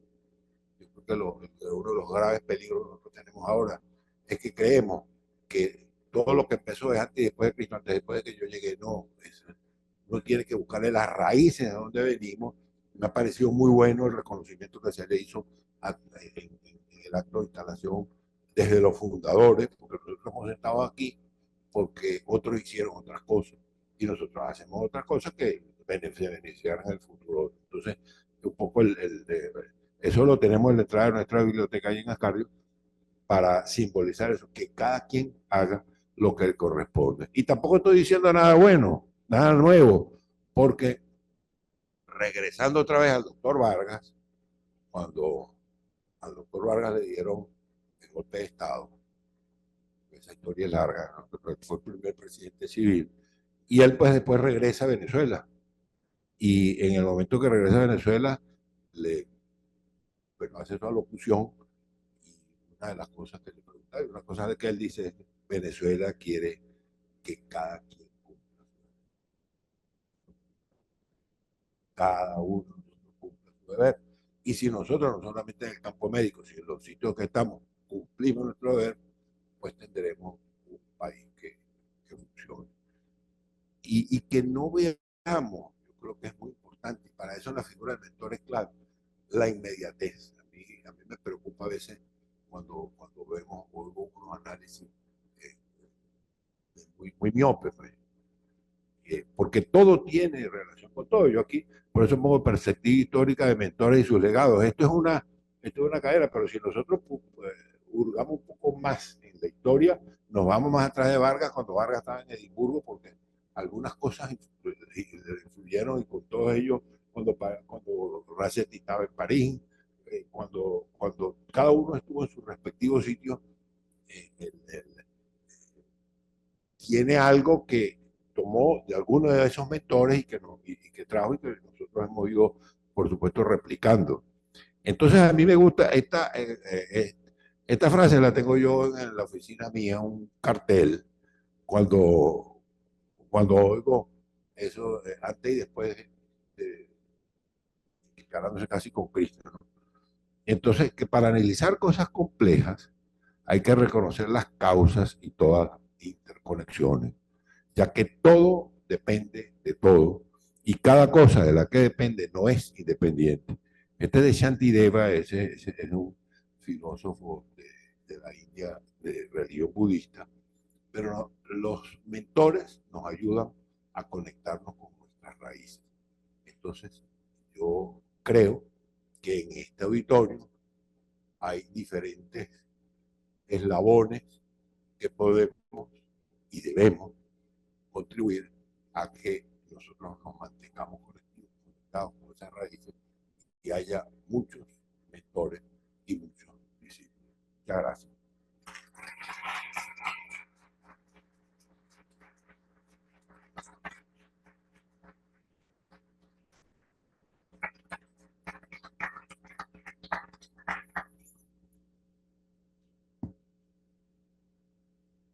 Antes de las preguntas, vamos a oír unas palabras del doctor Eliodoro, por favor.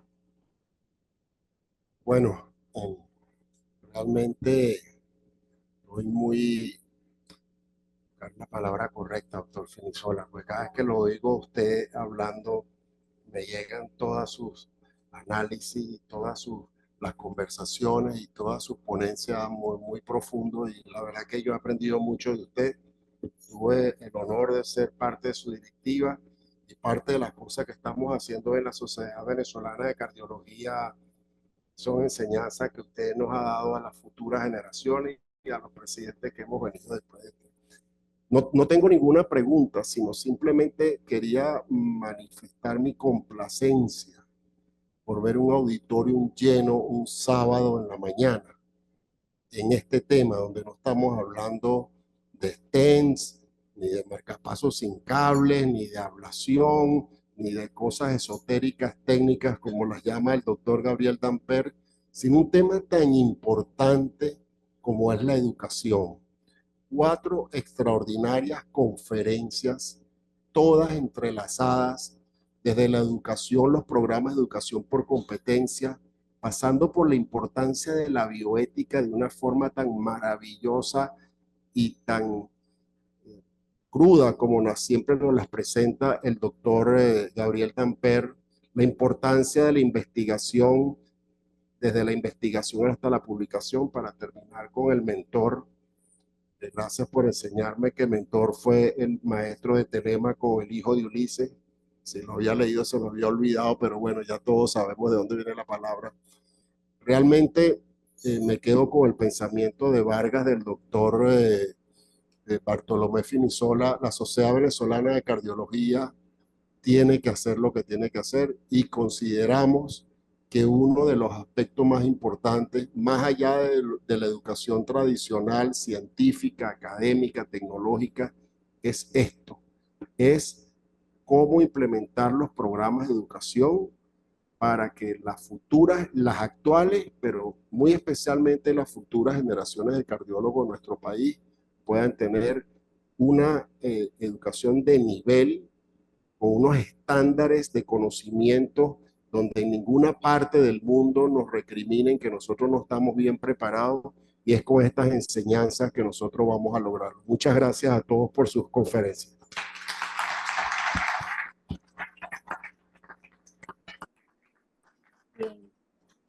antes de comenzar con las preguntas, bienvenido, doctor Gabriel. ¿Nos está escuchando? Sí, estoy escuchando, muchas gracias.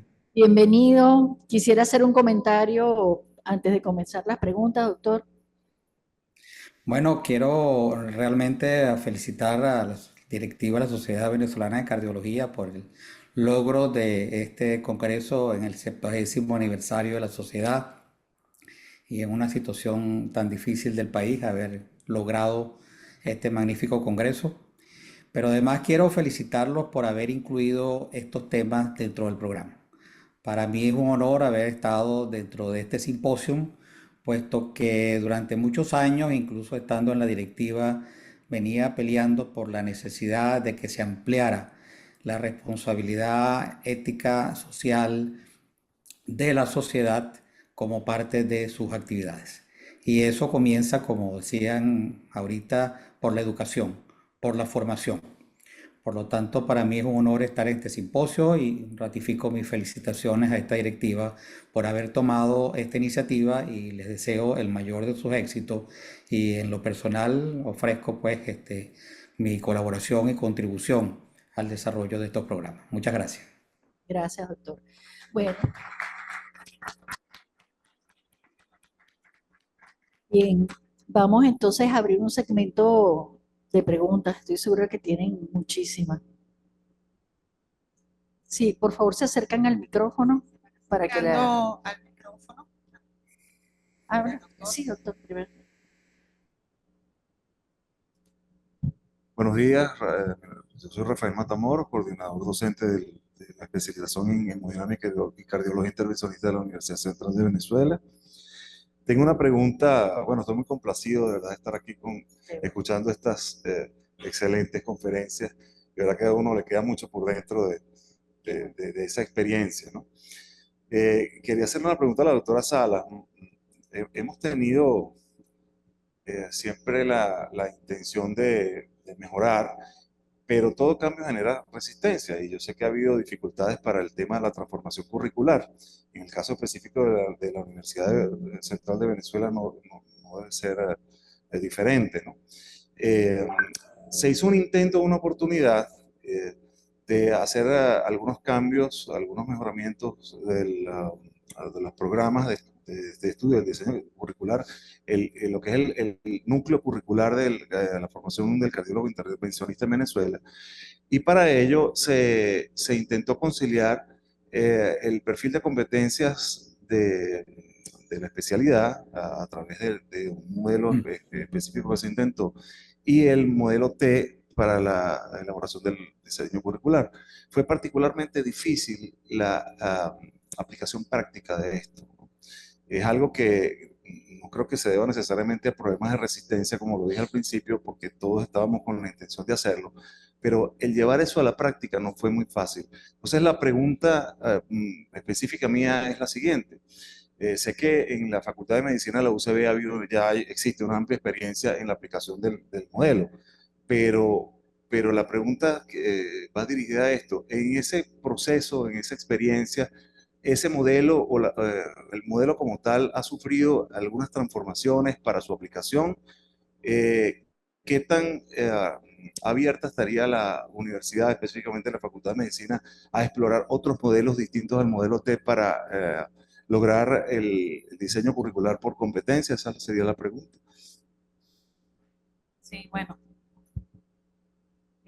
Yo también muy complacida por la participación y por el interés que han mostrado. La respuesta es más compleja de lo que yo les puedo dar, porque en principio nosotros atendemos el llamado a la transformación curricular con la experiencia que nosotros tenemos.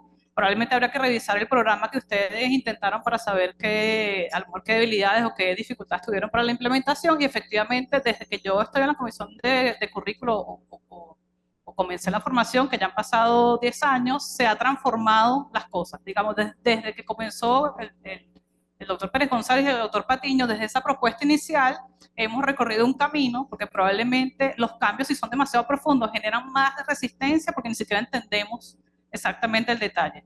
Y efectivamente ya hay cosas que las hacemos diferentes, que han hecho que sea más factible. Lo primero probablemente, y creo que todos estamos convencidos, es que hay que cambiar.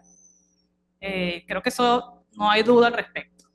El cómo tenemos algo adelantado porque esa metodología la estamos, digamos que la hemos ido desarrollando. Ahorita entonces sería cosa de ponernos a aplicarlo porque realmente ya el por qué y el cómo ya creo que lo tenemos resuelto. Entonces, seguramente sí, ahorita podemos ayudarte un poco más a la implementación, porque efectivamente sí ha habido un proceso de evolución en cuanto al marco teórico original, donde se ideó cómo iba a hacer la transformación en la facultad hasta lo que estamos proponiendo ahorita.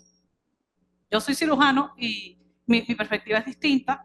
Yo me siento aquí bajo hombros de gigantes porque las personas que me precedieron en la gestión de currículo de la facultad, pues por supuesto que tienen una formación muy, muy amplia, pero bueno, casualmente estoy ahorita liderando este proceso y es más para llevar a cabo, para hacerlo viable. Y probablemente, bueno, siendo cirujano, pues yo necesito resultados y aquí estamos, pues nosotros los podemos acompañar en este proceso. Doctor Leonardo Ramírez, de Sí. Táchira.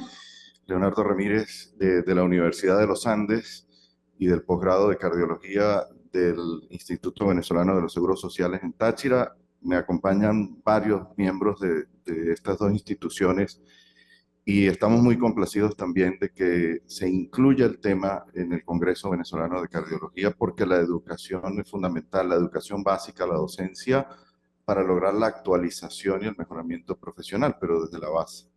Ahora, la propuesta en concreto es estas reformas que se están proponiendo y que se están ejecutando también contemplan educarnos a respetar al discípulo. Me parece un tema muy importante porque el mentor debe generar motivación y respeto hacia él pregonando con el ejemplo. Ustedes son ejemplo de ello, pero no todo el mundo lo hace así. A veces se genera respeto, entre comillas, con 4 gritos o vilipendiando al residente o denigrando de él, maltratándolo incluso. Y yo creo que ese es un tema que se debe tocar porque en alguna parte de la Vía Láctea, el año pasado, un jefe de urgencia paró a un grupo de residentes mirando contra la pared como castigo por algo que no hicieron. Y lo peor de todo es que ellos aceptaron el castigo. Se pararon ahí 1 hora. Ese tipo de cosas están pasando en nuestro país, con ese ambiente pseudomilitar en el que el R2 aprende rapidito cómo ejercer su poder sobre el residente de primer año. Y yo insisto mucho en que la educación tiene que contemplar también aprender de ustedes ese respeto. Yo estoy seguro que el doctor Finisola jamás utilizó esos métodos para generar el respeto que todos le tenemos en Venezuela. Entonces yo creo que eso es importante, que los que no alcanzamos ese nivel excelso de la mentoría, sino que somos simples profesores e intentamos guiar a nuestros alumnos, también se nos enseñe cómo respetarlo, porque incluso decirle a un residente que no alcanzó la competencia y que tiene que separarse del posgrado se puede hacer con respeto, incluso orientándolo hacia dónde, qué debe hacer ahora, que no alcanzó la competencia y que está reprobado, por decir algo. O sea, ese tipo de cosas yo creo que nos hace crecer y yo muy humildemente propongo que se contemple esos temas en estas reformas que se están proponiendo. Gracias.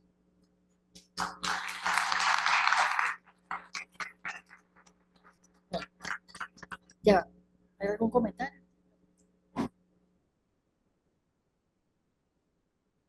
Quería responder al respecto de la pregunta anterior, porque es una necesidad que es algo real y lo vivimos en nuestras casas con nuestros hijos adolescentes, en la interacción con nuestros padres, y es una realidad bueno, que nos arropa.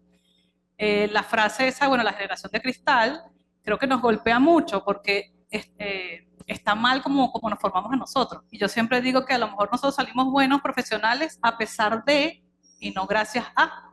Y esa es la realidad que estamos viviendo.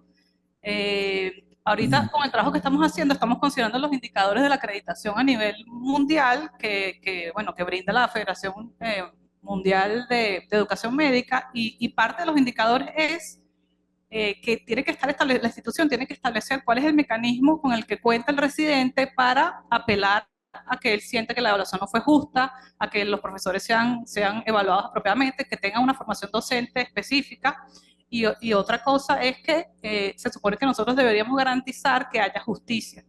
La idea es que haya un sistema que verifique que estas irregularidades no ocurran. Y la postura institucional, y por eso lo primero es parte de la misión y la visión. Todo tiene que tener coherencia. Se supone que para nosotros no está bien que ocurra el maltrato. Hay denuncias, está la fiscalía, si es un hombre con una mujer, pues bueno, entran otros intereses y yo entiendo que el sistema es complejo porque nuestras especialidades se enfrentan a un sistema precario que hace probablemente muy hostil el ejercicio profesional, que muchas veces el residente es el eslabón más débil de la cadena, y bueno, se trae toda esta perversión de la tradición de cómo funcionan las cosas y todo el mundo convencido de que así es la forma correcta. Entonces, efectivamente, nosotros estamos considerando los indicadores que están en la federación y está algo que se llama la 360. Yo sé que a veces el docente no está acostumbrado a ser evaluado, pero es parte de la propuesta también. Se supone que nosotros deberíamos incluir la realidad que el docente también tiene que ser evaluado por sus supervisores, por sus pares y por sus residentes también, para verificar que estas cosas no pasen. Eso es una cultura que tiene que cambiar. Todo el equipo debería ser evaluado, no solamente el docente a residentes, sino que también el docente ser evaluado por los pares y por los residentes. Sí, un poco incluyendo lo que dice la doctora Sala, si hay algo interesante en el modelo por competencia, es que no solo nos quedamos con los contenidos, las habilidades, los conocimientos, las destrezas, sino que también hay una formación en cuanto a valores y actitud. Por supuesto, el hecho de que nos permita a nosotros lo que, bueno, en algún momento circunstancialmente estamos como docentes, evaluar los valores y actitudes de nuestros residentes y de nuestros alumnos, nos hace también a nosotros crecer en el sentido de comprender las necesidades que van a tener nuestros alumnos, nuestros residentes. Y es un poco, bueno, el gran ejemplo que nos puso el doctor Finisola hace un momento con los mentores, ¿no? Nosotros tenemos que convencernos de que estamos siendo mentores de un grupo de individuos que van a tener la responsabilidad de atender la salud de un país. Entonces, eso es una labor grande, es un trabajo grande y yo creo que todos nosotros siempre lo pensamos que lo debemos hacer de la mejor manera posible. Yo con esto termino. Sí. Ramón, ¿me quiere hablar? Ok. Doctor Ramón y después el doctor Finisola. Muy bien, buenos días.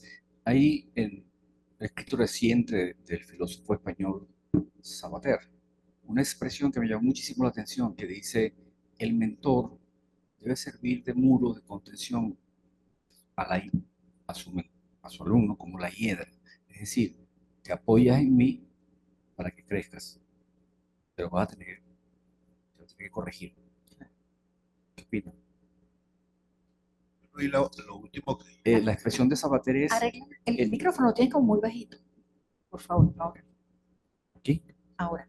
La expresión del filósofo español Sabater es: el mentor le sirve de muro de contención al alumno como le sirve el muro a la hiedra.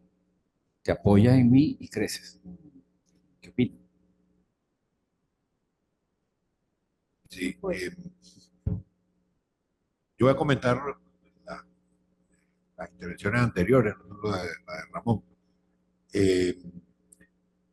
Yo he seguido en contacto con el doctor Juan Pérez González, los que están interesados en la revista Avances Cardiológicos, no recuerdo si en el tercero o el cuarto número del año pasado, hay una revisión de doctor Pérez González sobre que fue uno de los protagonistas de proceso basado en competencia aquí en Venezuela, porque nos asesoró en la sociedad y que hace una serie de reflexiones con una visión retrospectiva. Y él está escribiendo un libro que yo pienso que este año debe salir sobre el tema. Él ha seguido, a pesar que no está aquí, ha seguido reflexionando y escribiendo. Ese es un comentario. En relación al trato con el general del personal, bueno, Yo dirijo una institución que tiene 600 personas. Y una de las primeras cosas que le digo precisamente es que la persona, ser humano como tal, requiere un respeto independientemente de la jerarquía. La jerarquía es una cosa. Y toda organización tiene una jerarquía. Pero el respeto y el trato empático de tratar al otro como uno quiere que lo traten a uno, eso es una regla universal de conducta, ante los mandamientos. Ama a tu prójimo como a ti mismo. O sea, tú quieres que el trato que le den sea igual al trato que uno da. Pues, entonces, yo creo que eso es fundamental.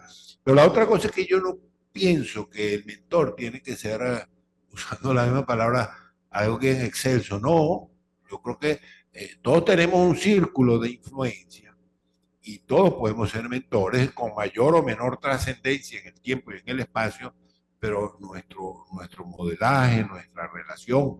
Por eso yo creo que, por eso puse la fábula del colibrí, porque cada uno podemos hacer lo que nos corresponde en nuestro círculo de influencia. Una de las condiciones que tiene un mentor es que es un liderazgo en su entorno.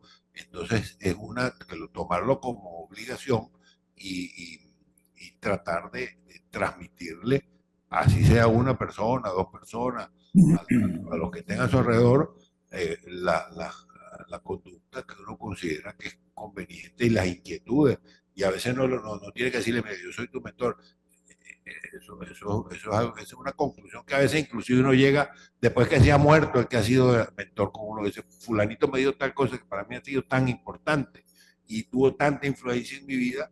Bueno, yo lo considero que ese es un mentor que yo he tenido, yo tuve en mi vida.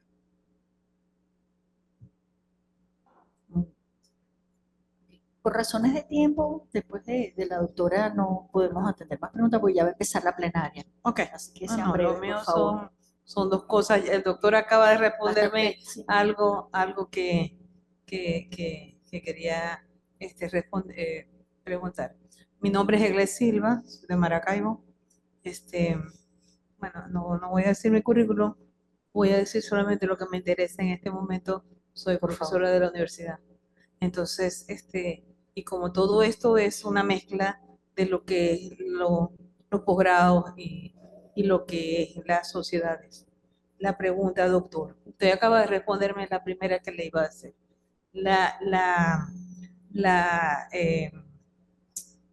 ¿Es lo mismo o se parecen? Para mí pudiera ser lo mismo ser mentor que ser líder, basado en que un líder es una persona que yo escojo. O sea, el líder no se escoge solo, sino que una persona escoge el líder que va a seguir para cualquier parte de su vida. En este lado, hablando de la parte, digamos que académica, ¿verdad? El mentor que yo le digo, de verdad yo lo felicito por esta extraordinaria conferencia y creo que debería ser dictada en todo el país, porque esto no es una palabra nueva.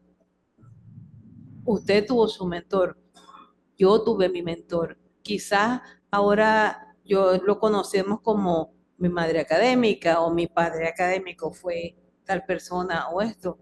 Más o menos lleva lo mismo, lo que nosotros queremos. Usted ya contestó, es más o menos es como el líder. El líder es una persona que uno escoge. Yo no digo yo soy mentor, voy a ser mentor yo. No. Eso es algo que se forma. La otra es para el doctor Damper. ¿Es posible, doctor? Esa es una pregunta. Es una pregunta. ¿Es posible que en este país se puedan integrar de alguna manera a través, yo no sé si a través de la sociedad de cardiología o de varias sociedades científicas, para que en cada uno de los sitios de los hospitales y también en la parte privada donde se hace investigación o donde quizás puedo ofender a alguien, pero quizás se cree que se hace investigación? ¿Habría alguna manera de que fuera de verdad como una obligación todo lo que tiene que ver con el consentimiento informado del paciente que va a ser objeto de investigación. Eso a mí me preocupa demasiado porque nosotros tenemos residentes de posgrado que hacen sus tesis y que lo que menos piensan en ese momento es el consentimiento informado del paciente, que tiene mucho que ver con lo que usted nos presentó aquí. Muchas gracias por la pregunta, me parece muy importante. Quiero primero hacer un pequeño comentario en relación a los mentores.